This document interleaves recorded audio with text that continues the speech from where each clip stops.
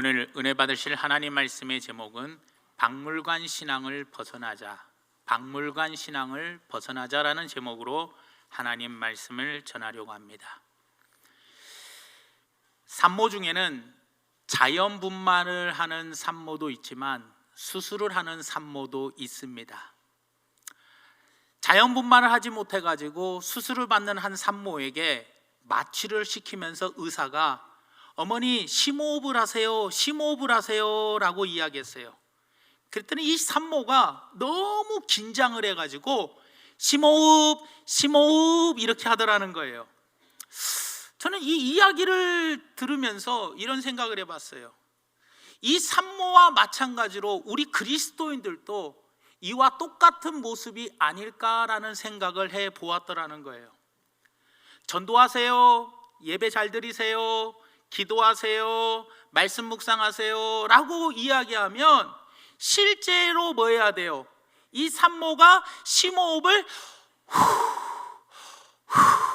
이렇게 행동으로 해야 하는데, 우리는 말로만 전도하자, 말로만 심호흡하자, 심호흡하자, 심호흡 하듯이 말로만 전도합시다, 말로만 기도합시다, 말로만 예배 잘 드립시다 라고 이야기를 하더라는 거예요. 예수님이 심호흡을 하라고 했으면 우리는 행동으로 심호흡을 하면 됩니다. 그래서 의사가 심호흡하세요 그러면 이렇게 하면 되는데, 말로 심호흡, 심호흡 이렇게 하면 어떻게 되겠냐는 거예요. 예수님은 너희가 1시간이라도 깨어 기도할 수 없느냐? 땅끝까지 이르러 복음의 증인이 되라. 이렇게 영과 진리로 예배하는 자를 하나님은 찾으신다 라고 실질적으로 이렇게 해라 라고 이야기했는데, 우리는 말로만 전도하세요, 말로만 예배 잘 드리세요, 말로만 기도하세요 라고 이야기한다면 어떻게 되겠냐는 거예요. 행동으로 해야 하는데 행동으로 하지 못하고 말로만 한다면 우리가 이 산모와 별다를 게 없다라는 거예요. 사람들이 성인이라는 의미를 붙이는 이유가 바로 뭐냐? 이 성인은 말과 행동이 일치되는 사람을 성인이라고 부르는 겁니다. 그래서 교육하는 데 있어서 어려운 것은, 교육은 지식을 전달하는 것도 어렵지만 전달한 지식대로 삶의 본이 되게 살아가는 것, 이것이 더 어렵더라는 거예요. 목회를 하다 보면 참 어려운 일을 겪습니다. 근데 목회를 하다가 정말 어려운 것이 무엇이냐? 바로 설교입니다. 학교 선생님들이 부러울 때가 있는데요, 물론 학교 선생님들도 힘이 듭니다. 하지만 제가 부러운 것은 한 가지가 있어요. 교과 과목, 그 교과 내용, 학생들이 3년이면 바뀝니다. 그런데 우리 성도들은요, 특별한 일 없으면 주님 오시는 그날까지 안 바뀌어요. 그 선생님들은 3년에 한 번씩만 학생들이 바뀌니까 그 내용 똑같이 계속 전하면 되고, 해마다 학생들이 바뀌기 때문에 그냥 작년 거 그대로 또 가르치면 되고 또 재작년 거 그대로 가르치면 되는 거예요. 근데 목회자는 이 설교 준비하는 것이 참 힘들어요. 왜? 1년에 350번 이상, 신방까지 다 합하면 400번 이상을 설교하기 때문이라는 거예요. 그런데 더 어려운 것은 뭐냐? 목회를 하면 더 어려운 것은, 성도들은 이 설교를 들을 때마다 뭔가 참신한 내용, 뭔가 새로운 내용, 뭔가 신선한 내용, 이런 것을 매번 듣기를 원하더라는 거예요. 그러니 매번 신선하고 참신하고 새로운 내용을 이런 내용이구나 이러면서 무릎을 딱 칠 수 있는 내용을 전하기가, 그게 준비하는 게 보통 어려운 게 아니더라고요. 그런데 더 힘든 게 있어요. 더 힘든 건 뭐냐? 목사답게 사는 것, 이게 더 힘들더라고요. 저는 설교를 그렇게 준비해가지고 힘들게 전했는데, 참, 목사님은 저렇게 안 살고 우리만 저렇게 살으라고 하니. 그러니까 목사가 한 설교를 목사도 그렇게 살아야 하면서 목사답게 사는 것이 목회를 하면서 가장 힘들어요. 왜냐하면 목사는 교회를 이끌어가는 정신적인, 영적인 지도자예요. 그러게 모든 사람들이 저를 주목해요. 동네 사람들도 주목하고 성도들도 보고 주변에 있는 많은 사람들이 저를 쳐다보더라는 거예요. 목사의 외모를 보는 것도 있겠지만 목사의 삶을 성도들과 지역 주민들은 바라보더라는 거예요. 그러니 일반 사람들에게는 용납되는 것이 목회자에게는 용납이 안 되는 것들이 참 많아요. 그래서 조금만 잘못하면 일반 사람들은 욕 안 얻어먹어도 목회자는 온갖 비판과 비난의 화살을 받을 수밖에 없더라는 거예요. 그런데 저 혼자만 그러면 괜찮은데 목사의 삶은 목사 한 사람의 삶만 보는 것이 아니라 목사의 아내를 보고 목사의 자녀들을 보고 목사의 부모를 또 보더라는 거예요. 그러니까 제가 우리 안식구에게 하는 이야기가 요 앞에 슈퍼만 나가도 옷에 신경을 좀 써라. 집에서 입던 옷 입고 절대 나가지 마라. 항상 뭐 해야 돼요? 자녀들에게도 분명히 이야기합니다. 얘들아, 니들은 목회자 자녀다. 어쩔 수 없다. 아빠도 그렇게 살았다 하면서 아이들에게도 너희들은 목사의 자녀야, 이거를 자꾸 주입을 시키더라는 거예요. 그런 의미에서 목사와 목사의 가정은 투명한 유리병에 딱 담겨져 있는 그런 삶이더라는 겁니다. 모든 사람이 주목하는 가운데 목사답게 사는 것, 설교하는 것보다 훨씬 더 어렵더라는 거예요. 목사는 말이면 말, 행동이면 행동, 자녀면 자녀, 아내면 아내, 부모면 부모, 습관이면 습관, 모든 것이 가장 모범적인 삶을 살아야 한다는 것을 요구받는 삶이 이 목회자의 삶이더라는 거예요. 그래서 사람들이 무언의 압력을 줘요. 목사님 이렇게 살아야 하잖아요. 목사님이 이렇게 말하고 이렇게 행동을 해야 하잖아요. 대놓고 말 안 해도 눈빛으로 그렇게 말하는 것 같아요. 그래서 막 불편하고 힘이 들 때가 많더라는 거예요. 이게 목회자로서 참 목회하기 힘들고 어려운 점이더라는 겁니다. 그러기에 저처럼 부족함이 많고 실수가 많고 다혈질적인 사람은 참 목회하기가 더 힘든 것 같아요. 차라리 온유하고 정말로 다정다감하고 싹싹하면서 항상 부드럽게 친절하게 대하는 목회자는 그나마 조금 편할 건데, 저같이 실수 많고 허물 많고 잘못 많고 그리고 다혈질적이고 성격 급해가지고 그냥 파다다다닥 해야 하는 사람은 목회하기가 다른 성격보다 더 힘든 것 같아요.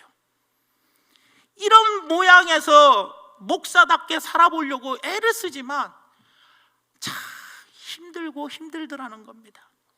제가 이마만큼이라도 목회할 수 있었던 것은 하나님의 전적인 은혜고 우리 성도님들께서 사랑으로 용납해 주었기 때문에, 저에게 사랑을 베풀어 주셨기 때문에 제가 지금까지도 목회할 수 있는 것이었지, 하나님의 은혜가 아니고 여러분들의 사랑이 아니었더라면 저는 참 목회하기 어려웠을 거예요. 저는 성경을 읽다 보면 정말 부러운 사람이 한 명이 있어요. 그게 뭐냐?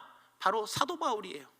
사도 바울은요, 고린도전서 4장 16절 말씀에 이렇게 이야기합니다. 그러므로 내가 너희에게 권하노니 너희는 나를 본받는 자가 되라. 야, 얼마나 멋있습니까? 목회를 해도 저렇게 목회를 해야지. 사랑하는 성도 여러분들, 저의 이런 점을 본받으세요. 저의 이러한 점을 좀 제발 본받으세요. 이렇게 자신 있게 성경의 곳곳에서 나를 본받는 자가 되십시오, 나를 본받는 성도들이 되라고 자신 있게 말하는 목회자가 어딨냐라는 거예요. 그러니 설교를 준비하면서 오늘 이 설교가 여러분들을 들으라는 설교보다는 저 들으라고 하는 설교에 더 많이 치우쳐져 있더라는 거예요. 하지만 어떻게 하나님 말씀을 전하는데 저 혼자만 들으라고 할 수는 없고 우리 모두가 함께 들어야 할 거 아니겠냐라는 거예요. 그래서 부분적으로 여러분들도 함께 이 말씀을 공유하는 그런 시간이 되었으면 좋겠다라는 겁니다. 빌립보서 3장 17절 말씀에 이런 이야기가 합니다. 형제들아, 너희는 함께 나를 본받으라.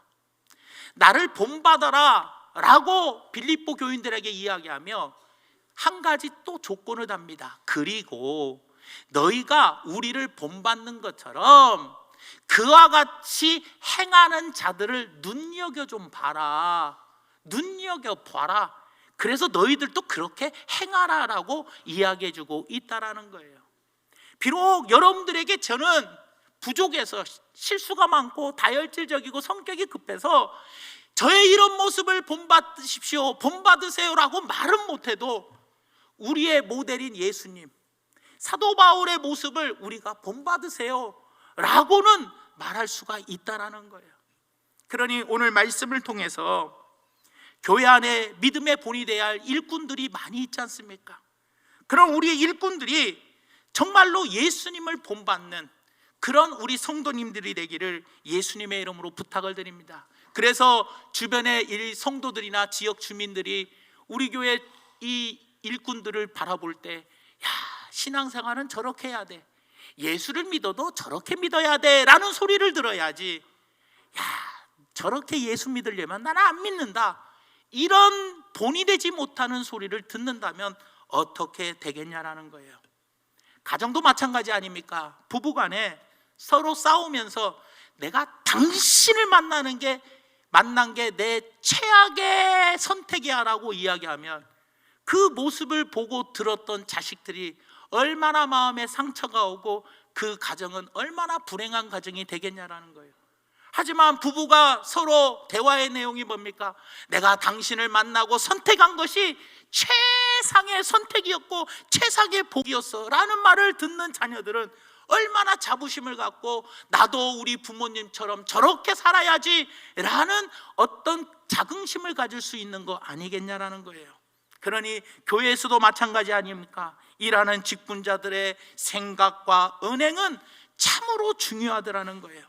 특히 항종직들은요, 교회의 덕을 세우고 성도들의 믿음 생활을 지도해 가는 것이 항종직입니다. 그렇기 때문에 하나님께서 우리들에게 직분을 주신 것은 교회와 목회의 힘이 되고 성도들에게 본이 되라고 세워주셨다라는 거예요. 그래서 예배에 대해서 본을 보이고, 기도하는 데에 본을 보이고, 그리고 섬기는 데 본을 보이고, 심지어는 헌금 생활까지도 우리들은 성도들에게 본이 되는 항존직들이 되어야 한다는 거예요.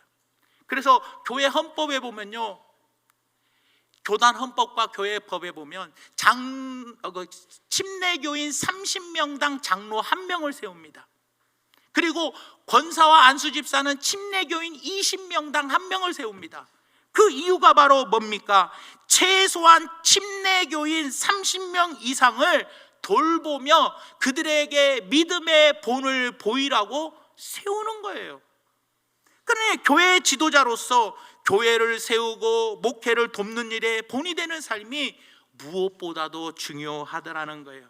그러기에 직분자들은 교회 생활, 신앙생활에 있어서 성도들에게 신앙에 선한 영향력을 끼치는 또 다른, 여러분들은 목회자고 또 다른 작은 예수라는 겁니다. 고린도전서 11장 1절 말씀에 이런 이야기를 합니다. 내가 그리스도를 본받는 자가 된 것 같이 너희는 나를 본받는 자가 되라. 사도 바울이 뭐라고 이야기하냐? 나는 예수님을 본받았다, 예수님을 본받는 자가 되었으니 너희는 나를 본받는 자가 되라 라고 이야기해주고 있다라는 거예요. 하나님의 역사가 일어나는 곳에는 하나님을 닮아가는 곳이 하나님의 역사가 일어나는 곳이에요. 무슨 말이냐? 빌립이 예수님께 질문을 합니다. 요한복음 14장 8절에서 9절에 빌립이 이르되 주여 아버지를 우리에게 보여주소서. 빌립이 예수님께 이야기합니다. 하나님을 나에게 보여주세요, 그리하면 내가 만족하겠습니다 하고 예수님께 하나님을 보여달래요. 그랬더니 예수님께서 뭐라고 하시냐? 이르시되 빌립아, 내가 이렇게 오래 너희와 함께 있었지 않냐? 네가 나를 알지 못하냐? 내가 지금까지 어떻게 살았는지 내 삶을 못 봤냐? 나를 본 자는 아버지를 보았거늘 어찌하여 나에게 아버지를 보이라고 하느냐? 너희들이 나와 함께 오래 살았으면 나의 모습을 보는 것이 곧 하나님의 모습을 보는 것과 똑같다. 그만큼 나는 아버지의 모습을, 하나님의 모습을 본받고 살았다. 사도 바울은 그래서 예수님의 이 모습을 향해서 나는 예수님을 본받았다. 그러니 너희도 나를 보고 내가 예수님을 본받은 것처럼 너희들도 나를 본받는 자가 되라 라고 이야기해 주는 거예요. 그렇기 때문에 사도 바울은 고린도전서 4장 17절에 이야기합니다. 이로 말미암아 내가 주 안에서 내 사랑하고 신실한 아들 디모데를 너희에게 보내었으니 그가 너희로 하여금 그리스도 예수 안에서 나의 행사 곧 내가 각 교회에서 가르친 것을 생각나게 하리라. 16절에 너는 나를 본받는 자가 되라 라고 말씀하시며 내가 너희들에게 직접 갈 수 없으니 내 신실한 아들 디모데를 보내주겠다. 디모데를 보면 내가 생각날 거다. 다시 말하면 이런 겁니다. 예수님은 하나님의 모습을 보고 본받았기 때문에 제자들에게 너희는 나의 모습을 보는 것이 하나님의 모습을 보는 것이다. 사도 바울은 나는 예수님의 모습을 본받았기 때문에 너희들이 나의 모습을 보는 것이 예수님의 모습을 보는 것이다.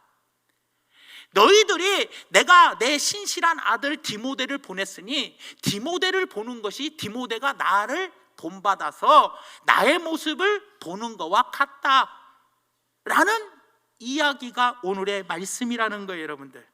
다시 말하면 뭡니까? 우리가 순환이라는 이야기가 있어요. 순환이라는 것은 어떤 현상이 주기적으로 반복되는 것을 순환이라고 해요. 그래서 예를 들면은 하늘에서 비가 내립니다. 그 빗물이 냇물을 이루고 그 냇물이 강물을 이루고 강물이 바다로 흘러가서 바다의 수증기가 올라가서 구름을 만들고 구름이 비를 만들어 다시 내리고 그 물이 다시 시냇물, 강물, 바닷물, 수증기로 올라가 구름이 되어 또 비가 내리고 이것을 순환이라고 이야기해요. 순환. 주기적으로 똑같은 것이 반복되는 것을. 근데 이 순환에는 두 가지가 있는데 하나는 선순환이 있고 하나는 악순환이 있어요. 그러니까 선순환은 좋은 현상이 되풀이되는 것이 선순환이에요. 근데 악순환은 나쁜 현상이 되풀이되는 게 악순환이에요. 그러니까 악순환을 보면은 뭐냐? 지구가 온난화가 일어나요. 경제가 발전하면서 자동차가 많이 다녀요. 거기에 대한 일산화탄소가 하늘로 올라가요. 온갖 가스가 올라가요. 지구가 점점 더워지며 에어컨이 만들어지고 에어컨을 막 트니까 온갖 안 좋은 가스들이 지구를 더 뜨겁게 만들어 온난화 현상이 돼요. 북극과 남극의 얼음이 빙하가 막 녹아요. 그러니까 이게 뭐예요? 계속해서 더 더워지니까 더 에어컨을 틀고 세상이 더 발전되니까 더 자가용이 많아지고 그러다 보니까 온갖 안 좋은 것이 대기로 올라가고 그걸로 인하여 지구는 뜨거워지고 그래서 지구 온난화 현상이 벌어지며 안 좋은 것이 악순환이 되더라는 거예요. 그러면 우리는 순환을 할 때 어떤 순환을 해야 하느냐? 악순환이 아니라 선순환을 해야 한다는 거예요. 근데 성경에는 뭐냐?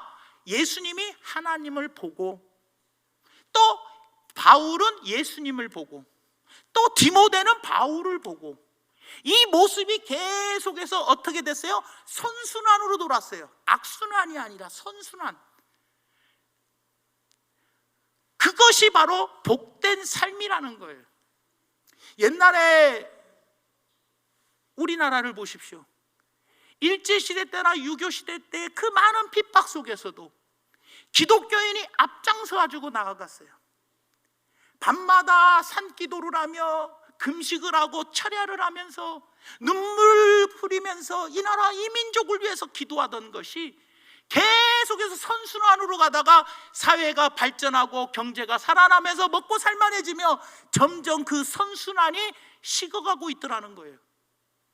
그러면서 어느 순간부터인가 교회 안에서 약간의 악순환이 돌아가 버린다면 이제는 더 이상 세상에 소망을 줄 수가 없더라는 거예요. 우리가 세상에 소망을 줄 수 있는 것이 바로 무엇이냐? 내 믿음의 선배들이 했던 그것들을 본받아 우리가 계속해서 선순환이 이루어져야 한다는 거예요. 예수님께서 초대교인들에게 선순환을 베풀어서 초대교인들이 예수님의 모습을 본받아서 그 믿음의 후배들에게 선한 것을 나타내었던 것처럼 우리의 교회도 그러한 선순환이 이루어져야 되더라는 겁니다. 그래서 이 본받음의 고리, 이 본받음의 선순환이 우리에게 이루어져야 되더라는 거예요. 디도서 2장 7절 말씀에 보니까 바울이 이렇게 이야기합니다. 디도에게 범사에 내 자신이 선한 일에 본을 보이며 교훈에 부패되지 아니함과 단정함과 이야기해요. 범사에 내 자신이 선한 일을 하라는 거예요. 선한 일에 본을 보이라는 거예요. 적극적으로 선한 일에 본을 보이는 사람이 되라 라고 디도에게, 사랑하는 제자 디도에게 말씀해주고 있다는 거예요. 그래서 신앙교육의 가장 중요한 것 중에 하나가 바로 뭐냐? 본받음이라는 거예요. 선한 일의 본받음. 예수님의 본을 받고 믿음의 선배들의 본을 받고 믿음의 후배들에게 우리가 본받은 그 본을 보여줄 수 있는 사람이 되어야 한다는 거예요. 그래서 신앙교육이 뭡니까? 하나님 말씀을 배웠습니까? 배웠으면 말로만 예배 잘 드리자, 말로만 전도하자, 기도하자, 모이게 힘쓰자가 아니라 뭐예요? 본이 되는 삶. 이게 신앙교육이에요. 그래서 말씀을 통해서 예수님을 본받고 믿음의 선배들을 본받아서 초대교회를 본받아 뭐 해야 돼요? 우리는 믿음의 후배들에게 본을 보이는 이 선순환의 기능을 우리 교회가 유지해 줘야 돼요. 그래야 이 땅에 소망을 줄 수가 있더라는 겁니다. 오늘 본 말씀 7절 말씀이 바로 이런 이야기입니다. 그러므로 너희가 마게도냐와 아가야에 있는 모든 믿는 자의 본이 되었느니라. 다시 말하면 데살로니가 교회 너희 성도들아, 너희들은 마게도냐 교회에 믿는 사람들, 교인들과 아가야에 있는 믿는 사람들에게 너희들은 본이 되었다. 더 아울러 8절 말씀에 주의 말씀이 너희에게로부터 마게도냐와 아가야에만 들릴 뿐 아니라 하나님을 향하는 너희의 믿음의 소문이 두 교회 교인들에게만 들릴 뿐이 아니라 각처에 퍼졌으므로, 각처에 퍼졌다라는 거예요. 믿음의 본이. 그러니까 우리의 믿음의 본을 마게도냐와 아가야에 있는 교인들만 본받은 것이 아니라 각처에 퍼져버렸다는 거예요. 퍼져버렸다라는 거예요. 이것이 바로 뭐예요? 신앙 공동체가 본이 되고 있다라는 거예요, 여러분들. 데살로니가 교회는요, 두 교회뿐만 아니라 여러 교회의 믿음의 본이 되고 있다. 이것이 바로 우리 교회가 지향해야 할 일이라는 겁니다. 저는 오늘 본문 말씀의 제목을 이렇게 잡았습니다. 박물관 신앙에서 벗어나자는 거예요. 우리가 박물관에 가보면 어떤 모습입니까? 이게 1600 몇 년도, 이거는 1700 몇 년도의 작품입니다. 그때는 이러이랬습니다. 그때 도공들이 끌려가가지고 어떻게 해서 이 어렵게 만들었고, 이 검을 만들고 이 왕관을 만들 때, 그리고 이 무덤을 만들 때 수많은 사람이 죽었고, 이런 이야기들을 박물관에 가면 엄청나게 많이 듣습니다. 그리고 우리는 그 박물관에서 야, 이런 사연이 있었구나 라는 이야기를 합니다. 그런데 어느 날부턴가 교회들마다, 우리 교회는 아닙니다, 어느 날부턴가 교회들마다 이 박물관 신앙을 생활을 자리 잡고 있는 것 같아요. 옛날에 50년도 때 우리 교회 처음에는요, 날마다 늘 가난해가지고 날마다 주님 전에 나와서 운 울고 그때는 북을 치면서, 그때는 산에 가가지고 소나무 나무 붙잡고 흔들어대며 기도했어요. 와, 정말 그랬어요? 그때는요 철야 기도가 있어갖고요 새벽 5시까지, 그 새벽 기도 4시 반에 했으니까 5시까지 새벽 기도까지 날새기로 우리가 기도했고요. 그때는요 기도를 한 번 해도요 얼마나 뜨겁고 열정이고요.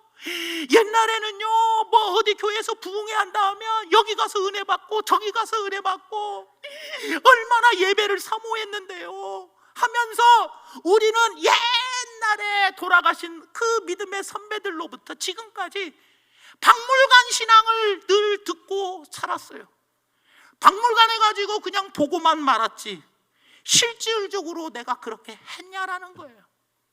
갈수록 신앙생활도 이제는 옛날에 우리나라 일제시대 때 성도들의 그 평양 대부흥의 운동의 역사, 6.25 때 끝까지 예수님을 부인하지 아니하고 그 흥남부도에서 철수할 때 하나님의 역사가 나타나가지고 그러면서 막 우리 옛날의 믿음의 선배들의 그 엄청난 우리는 이야기를 듣고 배우고 살았어요.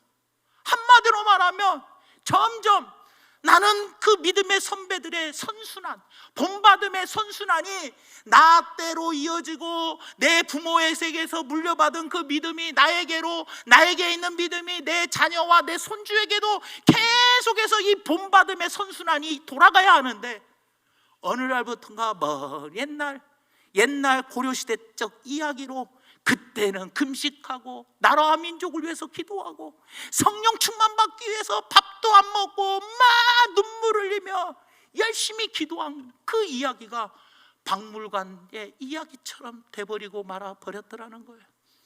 사랑하는 성도 여러분, 박물관에 가면 그것들이 전시되어 있고 그거를 구경하는, 설명하는 사람과 해설사와 그리고 구경꾼밖에 없어요. 우리는 구경꾼이 아니라 주인공이 되어야 돼요. 하나님은 우리에게 지금 너희들도 초대교회의 역사가 일어나고 더 크게 일어날 수 있다, 너희가 이 시대의 주인공이라고, 우리가 주인공이 되기를 바라지. 성경에 나오는 초대교회의 그 역사가 박물관에 있는, 전시되어 있는 그런 식으로 들리는 그걸로 끝나버린다면 어떻게 되겠냐는 거예요. 그러면 우리는 한마디로 성경을 읽고 구경하는 구경꾼이 돼버리고 진정으로 내가 주인공이 되지 못하더라는 거예요. 내가 주인공이 되지 못하고 교회가 옛날에 독립운동하고 33명 중에 기독교인이 과반수를 차지하는 그런 박물관적인 신앙만 듣고 살아온다면 앞으로 펼쳐질 세상에서 교회가 또 성도들이 어떻게 그들에게 소망을 보여줄 수 있겠냐라는 거예요. 경제가 어렵고 안보가 어렵고 나라가 이렇게 힘들고 어려울 때 우리가 믿음의 선배들, 하나님께로부터 예수님, 예수님께로부터 사도 바울, 사도 바울로부터 디모데, 디모데로부터 초대교회 성도들, 그 초대교회 성도들로부터 우리 믿음의 선배들까지, 그리고 우리 교회의 선배들, 그리고 우리에게까지, 그리고 우리 다음 세대까지 이 믿음의 본의 선순환이, 본받음의 선순환이 이루어진다면 우리는 박물관 신앙이 아니라 세상의 사람들에게 소망을 전해줄 수 있는 그런 교회와 성도들이 될 수 있다는 걸 기억하며 우리 모두 이제부터는 구경꾼, 박물관에서 구경하는 그 구경꾼의 신앙인이 아니라 내가 지금 직접 전도하고 기도하고 모이기에 힘쓰고 예배 잘 드리고 그리고 말씀 묵상하며 성령의 충만함을 받아 우리 믿음의 선배들이 해왔던 대로 믿음의 선순환이 이루어져 내 자녀와 손주, 다음 세대까지도 계속 이 순환이 이루어지므로 우리 교회와 우리 성도들이 세상에 소망의 메시지를 전하고 그리고 이 나라 이 민족이 새롭게 소망을 갖고 나아가는 그런 우리가 되기를 예수님의 이름으로 축원드립니다. 사랑의 하나님, 고맙고 감사합니다. 오늘 말씀을 생각하면서 우리는 어떤 마음을 가지고 어떻게 살아가고 있는지요? 나는 구경꾼입니까? 아니면 나는 주인공입니까? 하나님 돌아보게 하여 주시옵소서. 그래서 하나님 아름다운 것들, 좋은 것들, 그리고 믿음의 본을 많은 사람에게 나타내 주는 것, 신앙 교육은 바로 본이 되는 삶을 사는 것이 바로 신앙의 교육이라는 걸 기억하며, 저뿐만 아니라 우리 중직자분들, 우리 교회 일꾼들이 앞장서서 이 믿음의 본을 보이는 귀한 성도님들 되어 이 땅에 소망을 줄 수 있는 우리 교회가 되게 성령님 역사하여 주시옵소서. 예수님의 이름으로 간절히 기도 올려옵나이다. 아멘.